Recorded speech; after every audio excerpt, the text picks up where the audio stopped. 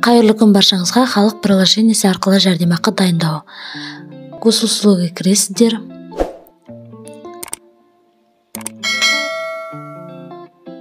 Осы жерден барлығын үйден шықпай-ақ, соңға бармай-ақ дайындауға болады. Получение пенсию деген басып,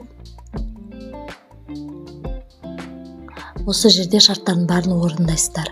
Бірінші, екінші, үшінші шарттар бар. Соның барлықтарын орындауларыңыз керек. Мына жерде өздеріңіздің карталарыңызды таңдайсыздар. Номерлеріне SMS код барады. Соны жазасыздар. Менікі алдын ала дайын, сондықтан маған осылай шығып тұр. Ал сіздерде дайын емес болсаңыз, онда далені басып, ары қарай дайындап аласыздар.